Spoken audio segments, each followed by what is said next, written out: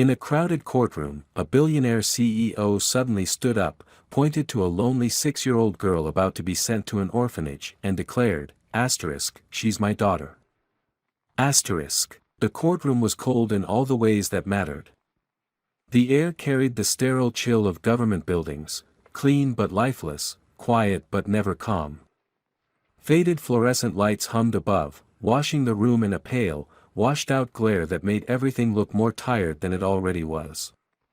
Wooden benches creaked under the weight of tired strangers, and a heavy clock on the far wall ticked steadily, marking time as though it were counting down someone's fate. Skylar sat on the second bench from the front, her legs dangling just above the floor. She was 6 years old, though she looked younger, thin, pale, small for her age.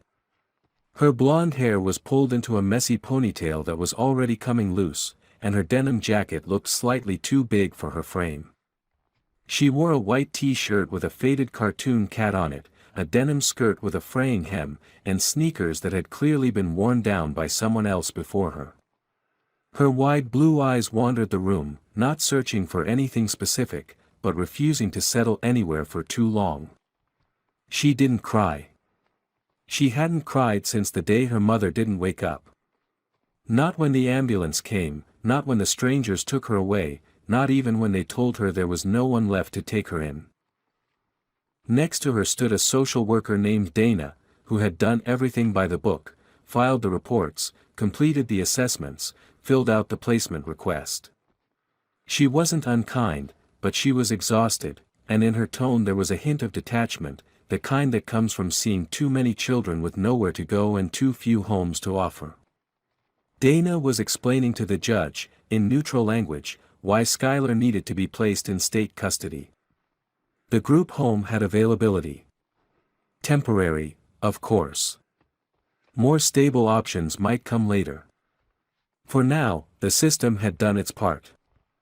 The child was safe, technically speaking. And that, on paper, was enough. Skylar didn't understand every word, but she understood the tone. Final. Cold. Like there was no other path forward. Like her name was already being filed away into a folder marked "Case Closed." She sat still, hands folded in her lap, clutching a small laminated photo of her mother. It was the only thing she'd been allowed to keep. In the picture, her mother was laughing, holding a cup of coffee, her arms slung protectively around Skylar's shoulder. They had taken it at a bus stop months ago. It looked like a good day. It was the kind of photo that made you think everything would be okay. But now the woman in the picture was gone. And no one in this room knew who Skylar really was, beyond the paperwork. In the back of the courtroom, on a bench meant for observers, sat a man in a light blue tailored suit. He looked out of place, too polished, too expensive, too calm in a room built for waiting and surviving. His name was Matthew Carlisle, CEO of one of the largest construction firms on the West Coast. He was there that day for something entirely unrelated, a zoning dispute hearing that had been pushed back by an hour. He had brought a tablet, planned to answer emails, barely expected to glance at what was happening in the room ahead of him. But then he heard the voice of a child.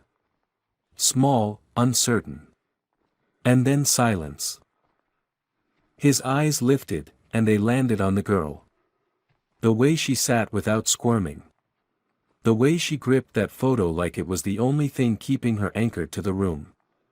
The way no one was sitting beside her, not like a parent or guardian should. Just her, surrounded by the machinery of bureaucracy. He didn't know why, but something inside him stirred. It wasn't pity. He had seen too much to be moved by surface-level sorrow. It was something older, something buried, like a memory he hadn't meant to keep. He remembered being that child, once. Not in a courtroom, but in a hallway, in a plastic chair, waiting for someone who never showed up. He remembered the look on the faces of the adults around him, practiced concern, distant efficiency, the quiet assumption that he would be fine once placed into the system. Skylar looked up briefly, and their eyes met. Just for a second. Her expression didn't change. She didn't smile, didn't frown, didn't plead. But in that second, something passed between them. Recognition. Or maybe just coincidence. But Matthew felt it like a wave. And then the judge spoke again. In the absence of a legal guardian or suitable family member, the court hereby authorizes temporary placement of the minor, Skylar Marie Lane, into the care of State Child Welfare Services, effective immediately. Matthew stood up. His voice cut through the room with absolute clarity. "Excuse me, Your Honor. That child is my daughter." For a moment, no one spoke. It was as if the very air in the courtroom froze in place, waiting for someone to break the silence. The judge's hand, which had been reaching for the gavel, paused midair. The clerk looked up from her keyboard, eyes wide.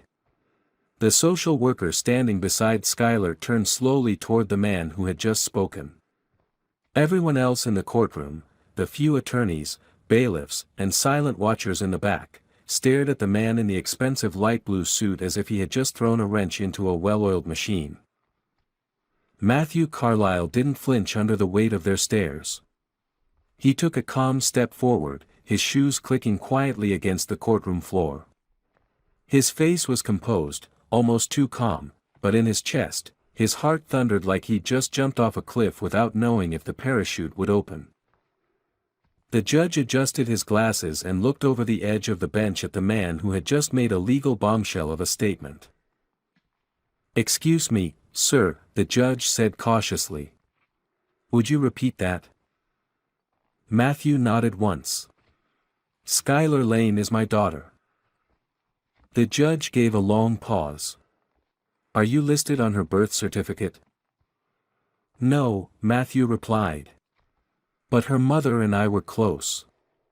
We had a personal relationship that was never formalized. She never named me officially, but I have reason to believe I am her father. She and I spoke, briefly, before she passed. She asked me to take care of Skylar. That's why I'm here today." The lie tasted bitter in his mouth, but it came out steady. He didn't know Skylar's mother. He hadn't even heard her name until 30 minutes ago. But none of that mattered now. What mattered was that the little girl sitting alone on that bench was about to be sent into a system that didn't care who she was or who she could become. Matthew had seen what happened to children in that system. He had been one of them.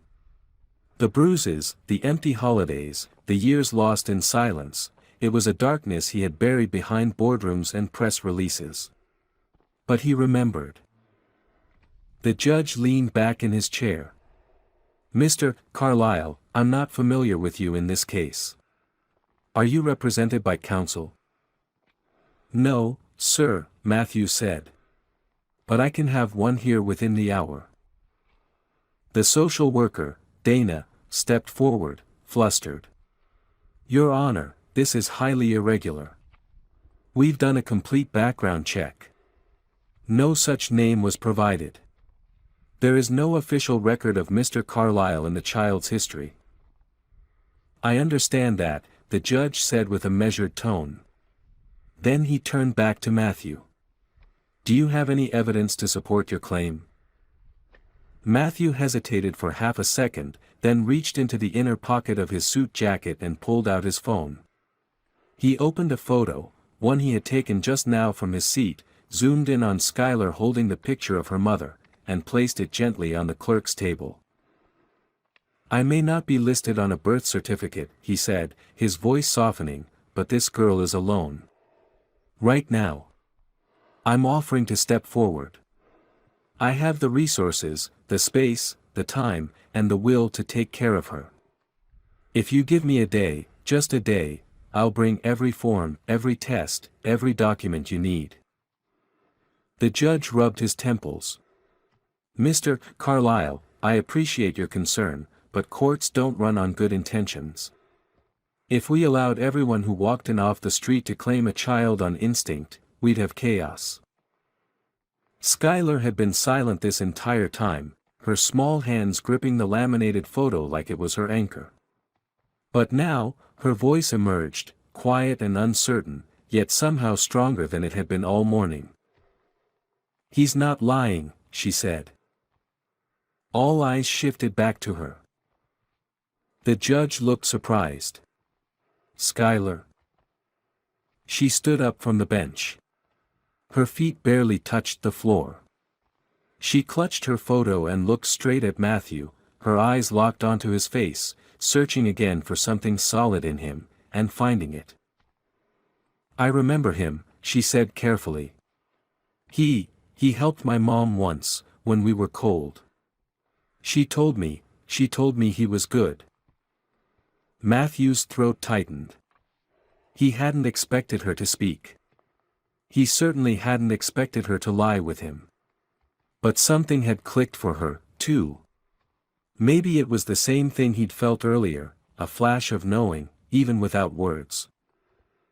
The judge exhaled and leaned forward, folding his hands on the bench. "I'm placing a temporary hold on the child's transfer. Mr. Carlisle, you'll remain in the courtroom for further questioning. You'll be under review for emergency foster placement. You will be fingerprinted today, and a background check will begin immediately. If there's any deception, any misrepresentation, this will be treated as obstruction and possibly perjury. Do you understand that?" Matthew nodded without hesitation. "I do." Dana tried to speak again, but the judge cut her off. "This court has seen enough children go unnoticed. If there's even a chance that this man can offer her something more than the state can, I'm willing to let the system pause for one day." The gavel didn't slam down, but the decision was made. As the court recessed, Matthew turned slightly to see Skylar looking up at him. Their eyes met again. This time, she smiled, just a little. And just like that, the lie they'd told together became the first thread in a new, unspoken truth. Matthew had never felt the weight of silence quite like he did during the drive back to his home. It wasn't the absence of noise that unsettled him, he had made a life out of silence, boardroom pauses, strategic waiting, the unspoken tension in negotiations. But this was different. This was a quiet laced with uncertainty, fragile and watchful. Skylar sat in the back seat of the black SUV, her small frame barely filling the corner of the leather seat. She stared out the window as the city passed by in a blur of gray and movement, her hands resting in her lap, still holding that laminated photograph of her mother like it was a part of her. She hadn't spoken since they left the courthouse. Matthew didn't try to force conversation. He wasn't sure what he would even say. How did you speak to a child who might not believe you were real? Who might still be waiting for someone to come and undo the last hour of her life?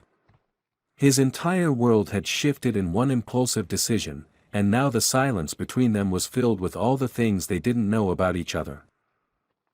The security gate to his estate in the hills of Los Angeles slid open with its usual mechanical precision, and the car followed the curved driveway through manicured hedges and trees that had been shipped from other continents for aesthetic value.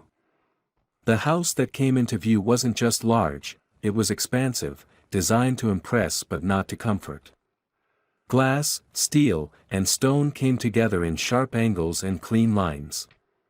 There were no toys on the lawn, no bikes in the driveway, no signs of childhood anywhere. It had never been meant for anyone but him. As the car stopped at the front entrance, a staff member appeared, ready to open the door. Matthew raised a hand, silently signaling that he'd handle it. He walked around to Skylar's door and opened it himself. She looked up at him, unsure if she should get out, if she was even allowed to. "It's okay," he said quietly. "This is your home now. At least, for a little while." She stepped out slowly, clutching the photo tightly, her shoes crunching lightly against the stone path. She didn't ask questions. She didn't seem afraid, exactly, more like someone who had stopped expecting answers from the world. She followed him inside with cautious steps, her eyes darting around the entryway, scanning the massive chandelier, the marble floors, the vaulted ceilings. It might as well have been a museum. "I'll show you your room," Matthew offered, his voice gentler now, less controlled than the one he used in meetings or interviews. "If there's anything you don't like, we'll change it."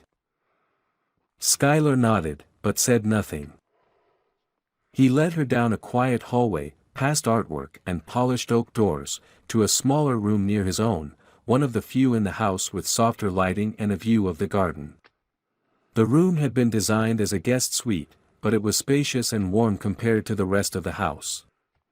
There was a large bed with white linens, a reading chair by the window, and an empty bookshelf waiting to be filled. A nightlight had already been placed discreetly near the outlet, on the off chance a child might someday visit. Matthew was glad for that now. Skylar walked in without a word. She didn't sit. She stood in the middle of the room, as if waiting for instructions. He watched her for a moment, unsure of what she needed. He was used to contracts, not comfort. Deals, not tenderness. "There's a bathroom through that door," he said. "And the kitchen is down the hall. You can come and go as you like. You don't have to ask permission. If you want something different here, colors, toys, books, you just tell me." Skylar finally looked up at him. Her eyes were clearer now, a little less distant. "Why did you do it?" she asked, her voice almost too quiet to hear. Matthew took a breath. This was the moment, the one where he could lie again, or soften the truth, or give her a polished version of fate. "I don't know," he said honestly. "I saw you in that courtroom, and I couldn't walk away." She didn't respond. She turned slowly and walked to the bed, setting her photo carefully on the nightstand. Then she climbed up onto the mattress, sitting cross-legged, facing the window. Matthew turned to leave, but before he reached the door, she spoke again. "Are you going to leave too?" He stopped. The question hung in the air like smoke. Not angry. Not accusing. Just deeply, quietly afraid. He turned back toward her and crouched down so they were eye level. "No," he said. "I'm not going anywhere." She looked at him for a long time, as if trying to measure the weight of that promise. "You said that in court. That I was your daughter." "I did." Her brow furrowed slightly. "But I'm not." Matthew hesitated. "No. Not yet." "Then why did it sound like you meant it?" she whispered. "Because I did," he wanted to say. But he only nodded. That night, after she had fallen asleep, curled under the covers with the photo still clutched in one hand, Matthew stood outside her door, listening to the soft rhythm of her breath. The house felt different now. Not louder. Not busier. Just, changed. For the first time in years, it didn't feel like a fortress built to keep the world out. It felt like something else entirely. He didn't know what kind of father he was supposed to be. He didn't know if he'd done the right thing. But he knew one thing with complete certainty. He wasn't going to let her be alone again. Not if he could help it. Not ever. In the days that followed, Matthew's pristine, carefully structured world began to shift in ways he hadn't anticipated. It wasn't dramatic at first. The marble floors still gleamed, the glass walls of his home still caught the morning sun at just the right angle, and the meetings on his calendar still filled every available hour. But everything felt different. Not because anything had physically changed, at least not yet, but because of the quiet presence of a little girl in a denim jacket who now lived just down the hall from him. Skylar remained cautious in those early days. She didn't cry. She didn't throw tantrums. She didn't demand anything. But that didn't mean she wasn't feeling everything all at once. She moved through the house like someone in a museum where nothing was allowed to be touched. She always walked softly, never ran. She always waited for permission that no one was asking her to seek. Even when food was placed in front of her at the long dining table, carefully selected by the chef to be child-friendly, she hesitated, looking for some unspoken cue before picking up her fork. Matthew observed her more than he interacted at first. Not out of neglect, but out of uncertainty. He had built empires, negotiated multi-billion-dollar deals, overseen projects that transformed entire skylines. And yet nothing in his life had prepared him to navigate the small, intricate world of a child's grief. The only thing he knew how to do was offer stability. So he focused on what he could control. He brought in a child psychologist named Grace, a calm, soft-spoken woman with decades of experience working with foster children. She met with Skylar 3 times a week in the library, turning the space from a sterile gallery of first editions into a quiet sanctuary of stories and conversation. At first, Skylar barely spoke. She colored in silence, answered questions with nods or shrugs. But Grace was patient. She knew how to wait. And little by little, Skylar began to open up. Meanwhile, Matthew did his best to create a sense of normalcy. He adjusted his schedule, clearing his evenings, shifting high-level meetings to mornings so he could be home by 5. He ordered furniture catalogs and let Skylar pick new sheets, a rug, even curtains. She chose everything in shades of soft blue and green, colors that made the room feel like water, calm and open. He had a bookshelf installed and filled it with books he remembered from his own childhood, though most had been unfamiliar to him at the time because no one had ever read them to him. One evening, he found her in the music room, standing beside the grand piano. She wasn't playing, just pressing individual keys gently, as if testing the sound of each note. She didn't notice him watching from the doorway, and he didn't say anything, not wanting to startle the moment into disappearing. After a while, she sat down on the bench and tried both hands together, clumsy, unsure, but curious. He stood there longer than he meant to, struck by the image of her, so small and serious in front of something so grand. That same night, during dinner, she finally asked him a question. "Why is your house so quiet?" He looked up from his plate, caught off guard by the softness of her voice. "I guess I got used to it," he said. "I didn't think it bothered me." She tilted her head slightly, considering his answer. "I think it's too quiet. It's like the walls are waiting for someone to say something." He didn't know how to respond to that. But later, he ordered a record player and a stack of vinyl, jazz, classical, even a few old Disney soundtracks, and left it in the living room. The next morning, he heard music playing softly for the first time in years. Still, not everything was peaceful. There were moments, usually at night, when Skylar would retreat into herself. He'd hear her crying through the wall, muffled into a pillow, not calling out for anyone, just trying to survive it quietly. He wanted to go to her room, to comfort her, but he didn't want to force his presence. So instead, he left his door cracked open and waited. One night, around 2 in the morning, he heard soft footsteps. Skylar appeared in his doorway, silent and unsure, clutching her old photograph. He sat up in bed and motioned gently. "Come in, if you want." She walked over slowly, climbed onto the oversized chair by the window, and curled into a blanket he had placed there earlier. She didn't speak. Neither did he. They just sat in the stillness, the moonlight casting long shadows across the floor. After a while, her breathing steadied, and she fell asleep in the chair. From that night on, it became a quiet routine. She didn't always come.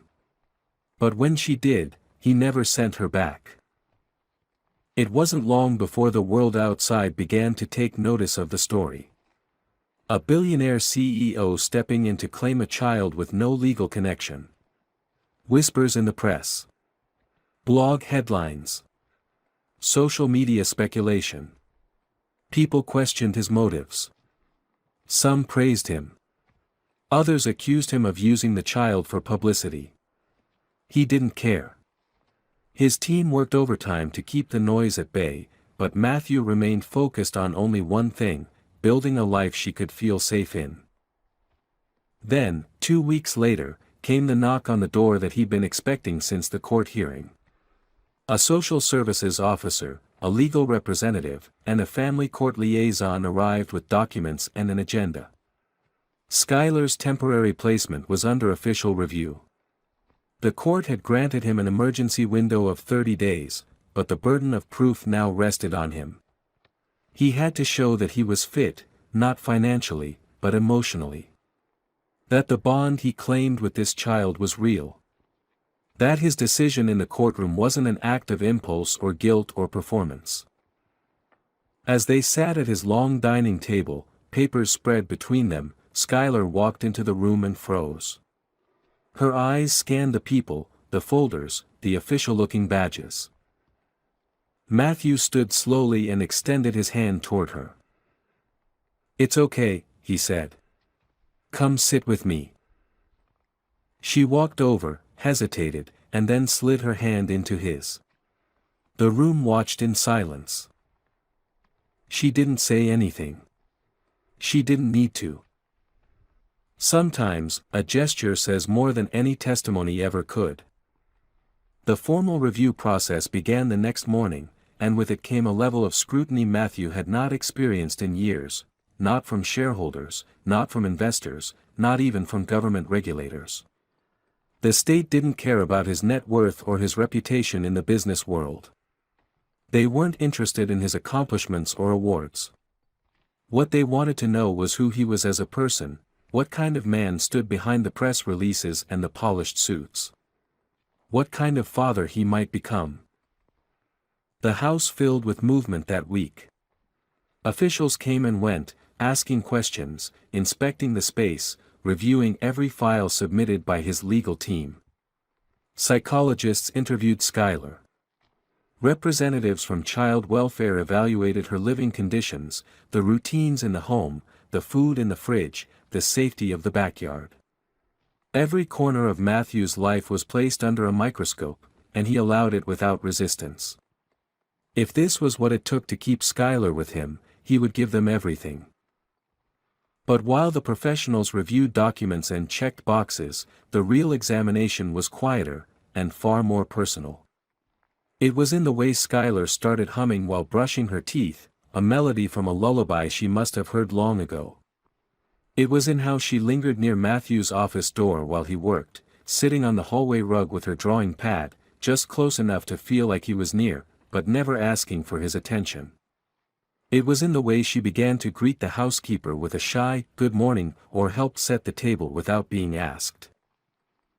Every day, she tested the edges of this new life, looking for cracks, for signs that it might all vanish. And every day, Matthew worked to make sure it didn't.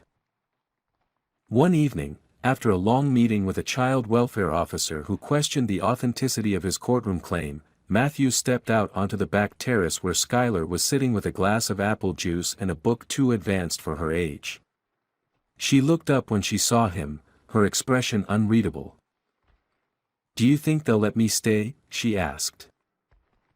Matthew sat beside her and considered the question carefully before answering. "I hope so.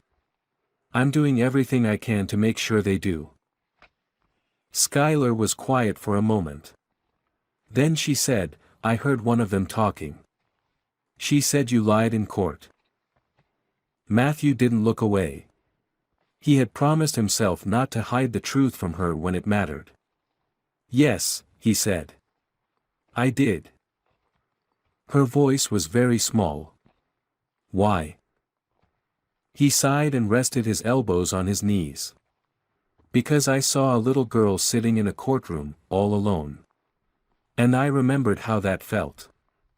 I remembered what it's like when no one stands up for you. I didn't want that to happen to you. But I'm not really your daughter. No, he agreed. But I want to be the man who's here when you need someone. I want to be the one who stays. Skylar turned her head slowly, studying him the way she studied new people, with careful observation, looking past the words, measuring the spaces between them. Can I tell them that? She asked. Matthew raised an eyebrow. Tell who? The people asking questions, she said. The ones writing everything down. Can I tell them that you want to stay? The next day, during a scheduled in-home interview with the court-appointed child advocate, Skylar sat on the couch in the formal living room, her legs swinging above the floor. The woman across from her was polite but firm, clipboard in hand, eyes trained on every shift of expression. Skylar, she said, do you feel safe here? Skylar nodded. Do you want to stay here? Another nod. Can you tell me why? Skylar's voice was steady, but her hands twisted in her lap. Because he makes the house not feel so quiet anymore. The woman tilted her head. Does Mr. Carlyle ever get angry with you? Or yell? No. Does he make you do things you don't want to do? Skylar looked genuinely confused. Like what? The woman softened her tone. Anything that feels scary. Anything that makes you feel bad. Skylar shook her head slowly. He lets me be quiet when I need to. But when I want to talk, he listens. The woman smiled gently and wrote something on her clipboard. Is he your dad? Skylar hesitated. Then she said, he told the judge that I was his daughter. Even though it wasn't true. But he meant it like it was. I think that counts. The interview ended, and the report was filed. But that moment, that simple sentence from a 6-year-old, would become the turning point. It made its way through the review panel, quoted word for word. The woman who wrote the report described Skylar as unusually perceptive, with a deep awareness of emotional safety, and noted that her attachment to Matthew was developing in a healthy and stable way. Still, not everyone was convinced. A second hearing was scheduled. The judge would review the recommendation of the state, hear final arguments, and determine whether Matthew Carlyle would be allowed to continue as Skylar's legal guardian, or if she would be placed in a foster care rotation until a permanent home could be found. His attorneys prepared for battle. News outlets began requesting interviews.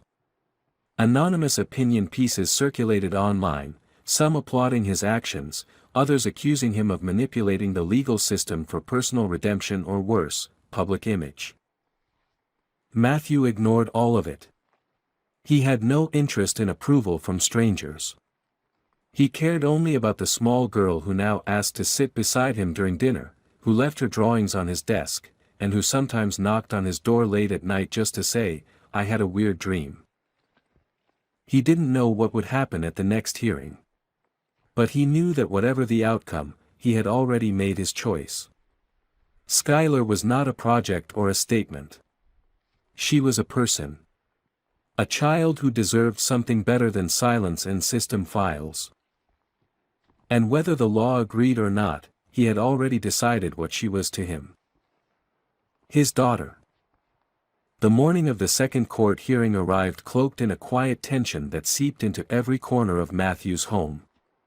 It was still early, the sun barely touching the tops of the hedges that lined the driveway, yet everyone in the house was already awake. Skylar had dressed herself without being asked. She wore the same denim jacket she had worn on the first day they met, now slightly faded at the seams, and a clean white shirt underneath. Her hair had been brushed carefully, although a few strands stubbornly curled around her face, soft and unruly. She sat at the kitchen table pushing pieces of toast around her plate, not eating, not speaking. Matthew sat across from her with a mug of coffee that had long gone cold, equally silent. He had prepared for this moment the only way he knew how, thoroughly, obsessively, and with the full force of his resources.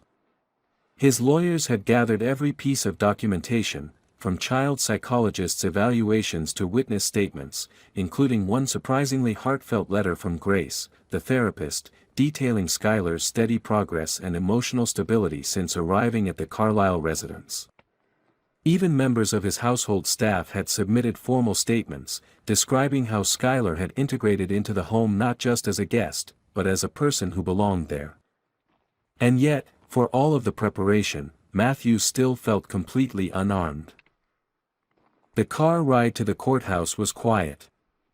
Skylar leaned against the door, watching the city pass by as if memorizing every tree and billboard, just in case she never saw them again. Matthew kept glancing at her through the rearview mirror, unsure if he should speak or give her space. In the end, he chose silence, not because he had nothing to say, but because he didn't want to offer false comfort. This was not a moment for empty promises. When they arrived at the courthouse, Skylar's hand slipped instinctively into his, small and warm and trembling just enough to make him squeeze back a little tighter.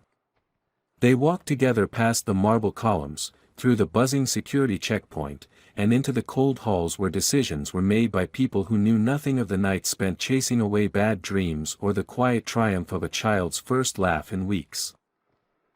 Inside the courtroom, Matthew's legal team waited with the kind of poised alertness that only seasoned professionals could carry. The opposing side, state representatives and child services lawyers, sat across the aisle, their faces unreadable.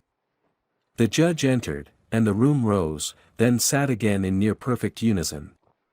The atmosphere shifted instantly into one of formality, detachment, and controlled procedure. Statements were made. Documents were reviewed. Experts testified. The psychologist Grace spoke first, describing the transformation she had witnessed in Skylar's emotional well-being over the past month. Her tone was clinical but laced with genuine admiration, particularly when she explained how Skylar had begun to express trust, joy, and curiosity, traits rarely seen in children with similar trauma histories so soon after displacement. She has formed a bond with Mr. Carlisle, Grace said plainly. It's not just attachment, it's security. That sense of stability is critical at this developmental stage. The state pushed back, questioning the legitimacy of Matthew's original claim. They emphasized the danger of allowing emotional appeals to override legal procedure. They cited protocol, fairness, and the potential precedent this case might set. But then came the moment no one had prepared for. Skylar stood up from the bench where she had been quietly coloring. The judge noticed and, to everyone's surprise, nodded gently, giving her the floor. She didn't go to the witness stand. Instead, she walked forward to the center of the room, holding a drawing she had finished while the adults argued about her future. "This is me," she said, holding up the paper. "And this is Matthew. And this is our house with the big tree outside and the dog we don't have yet, but maybe we will." The courtroom didn't laugh. They didn't patronize her. They listened. She held the picture lower and looked directly at the judge. "I know he said I was his daughter when I wasn't. But I think sometimes your heart knows something before the law does. And I don't want to go back to being nobody's kid. He makes me feel like I matter." Matthew felt something in his chest unravel. He had been holding it together for weeks, composed and strategic, but hearing her speak broke through every wall he had built around himself. He wasn't just fighting for her anymore. She was fighting for him too. The judge sat silently for a long time after that. Then, without fanfare or theatrics, he cleared his throat and began to speak. "In my years on this bench, I have seen countless cases where adults fail children, where systems break down, and where the process becomes more important than the people.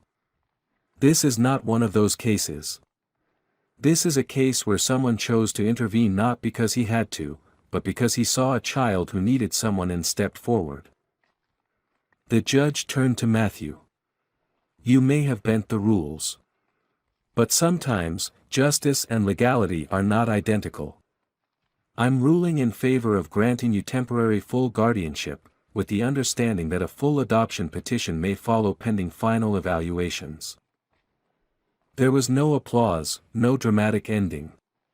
Just the sound of the gavel and a moment of stunned silence before the room began to stir.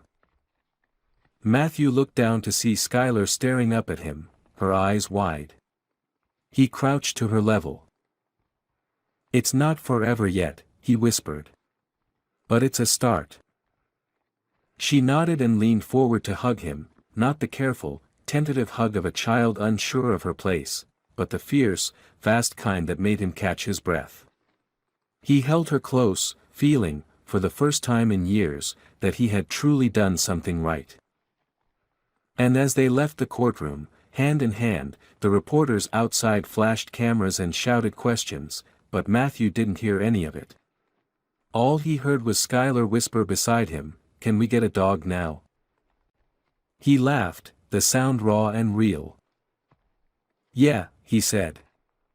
"I think we can." "Of course. Here's Chapter 7 written in full, detailed English, with longer sentences and no bold formatting."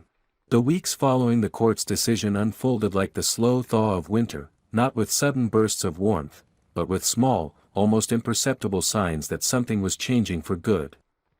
Matthew no longer walked through his house in silence.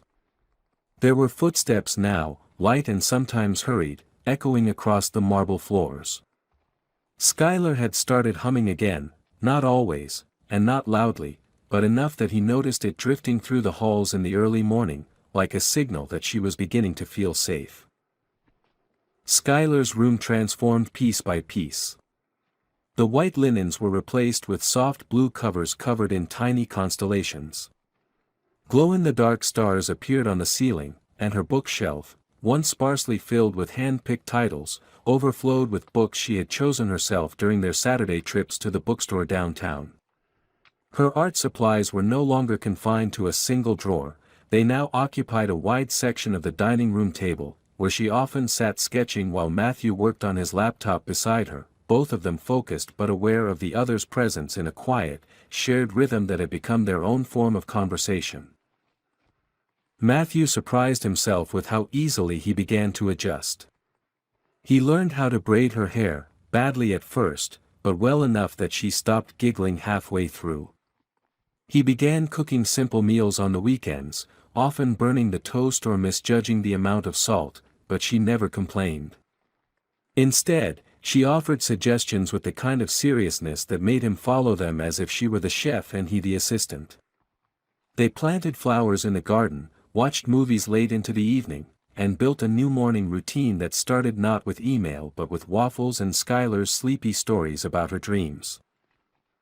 But despite the comfort of routine, Matthew remained keenly aware that safety, for a child like Skylar, was not earned in days or weeks.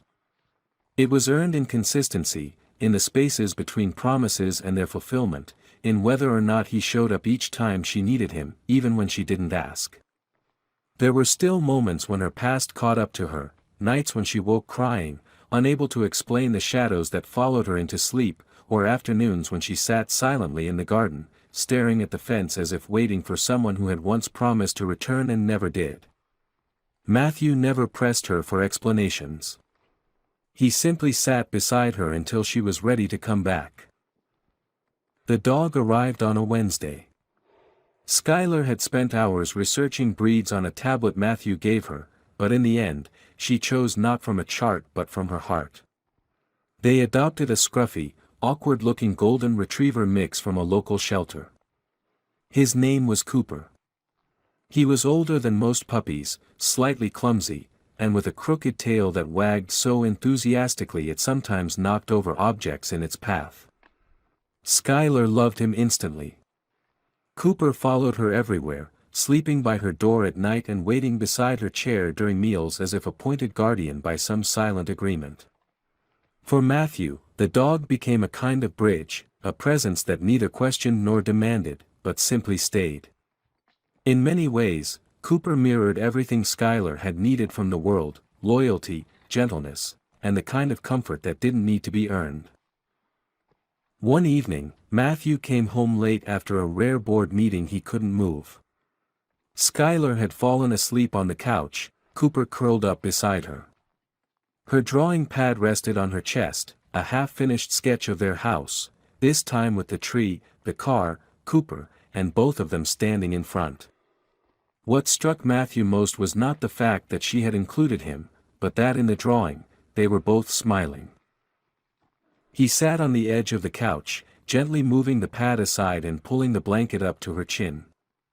As he watched her sleep, he felt the quiet realization settle into his bones: he wasn't just someone who had rescued a child. He had been rescued, too. Rescued from a life of pristine detachment, of sterile success, of accomplishments that felt hollow the moment the applause faded. Skylar had given his life depth and disorder and meaning that couldn't be measured by any metric he had known before. A few days later, they visited the cemetery where Skylar's mother was buried. It was a quiet visit, one that Matthew had hesitated to suggest until Skylar herself mentioned it over breakfast. She didn't cry when they arrived. Instead, she placed a small bouquet of violets at the grave and knelt beside the stone, whispering something Matthew couldn't hear. When she stood again, she reached for his hand and said, "I think she'd like you." They walked back to the car in silence, but the air between them had changed, lighter, as if something had been released. That night, Skylar stood in the doorway of Matthew's room holding her old photograph again. "Do you think it's okay to forget a little?" she asked. Matthew set his book down. "Forget what?" "Everything that hurt. Not all of it. Just enough so it doesn't make me scared all the time." He nodded slowly. "I think it's not about forgetting. I think it's about letting new things take up space. Good things." She thought about that. "Like waffles?" He smiled. "Exactly like waffles." Skylar climbed onto the chair by the window, the same one she had claimed weeks earlier when she couldn't sleep. She curled into the blanket as Cooper padded in and flopped down with a soft grunt. For a long moment, no one spoke. Then, just as Matthew began to turn off the light, Skylar's voice broke the silence. "Do you think maybe we could start the adoption thing soon?" Matthew's heart swelled in his chest, a quiet, reverent kind of joy he didn't know how to name.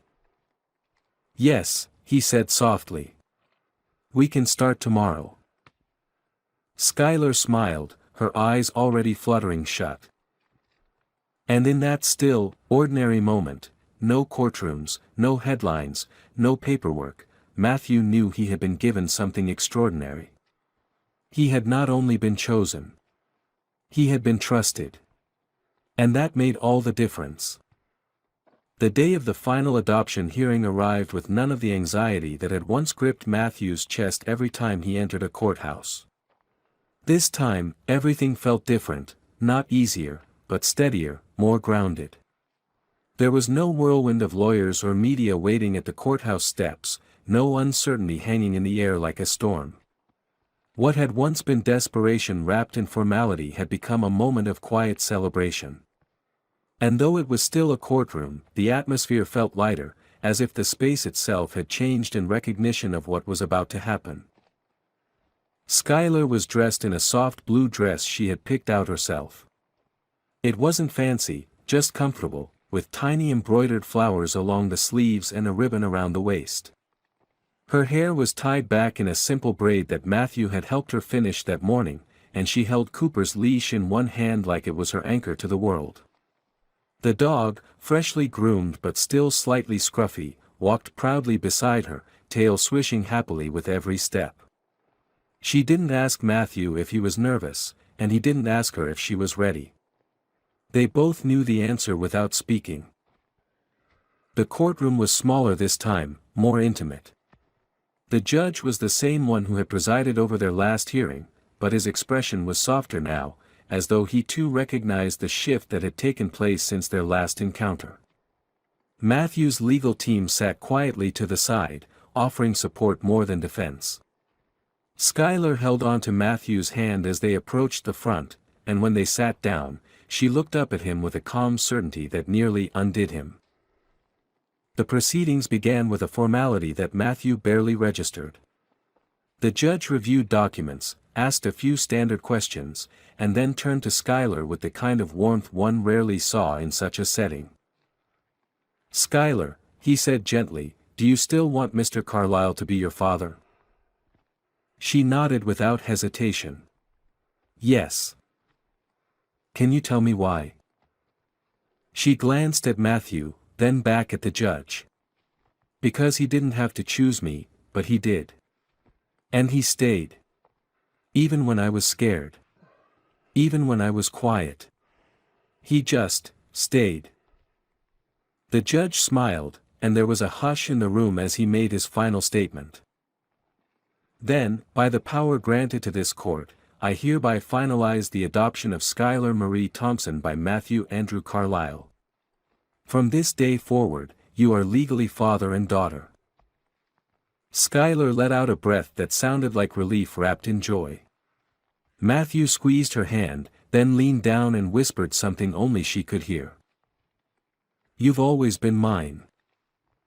When they stepped out of the courthouse, the sun was high in the sky and the city moved around them like it always did, fast, noisy, full of lives colliding and separating in every direction. But for Matthew and Skylar, time seemed to slow just enough for them to take it all in. They stood together on the steps, not needing photos or fanfare, just the quiet acknowledgement that something permanent had taken root. They went for ice cream afterward, not the expensive kind served in porcelain dishes at designer cafes, but the real kind from a tiny stand in the park, the kind that melted too quickly and stuck to your fingers. Skylar got strawberry and Matthew chose vanilla with caramel swirls, but ended up finishing most of hers when she got distracted feeding bits to Cooper. They sat on a bench under a tree, sticky and laughing, and for the first time in a long while, Matthew didn't feel like a man who had built his life on control and precision. He felt like a father. That night, Skylar asked if she could sleep in his room, not because she was afraid, but because, as she explained with a shrug, "I just feel better knowing you're there." Cooper followed her in and immediately claimed a spot at the foot of the bed, curling up with a sigh. Matthew pulled the blankets up around her and sat in the armchair across the room, watching as her breathing slowed and deepened, her face soft and at peace. Hours passed. The house was still. Outside, the wind moved gently through the trees, and for the first time since that strange, impossible day in court when all of this began, Matthew allowed himself to truly believe it was real. This family. This life. This second chance.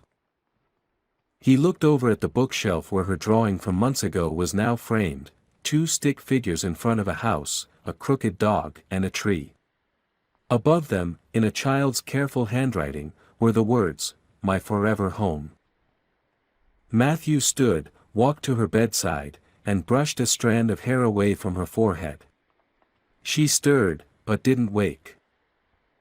"I'm not going anywhere," he whispered, more to himself than to her. "Not now. Not ever." And in that moment, surrounded by everything he never knew he needed, he finally understood that some stories didn't begin the day you were born. Some of them started the day you made a promise and refused to break it. This was that story. Theirs. Forever.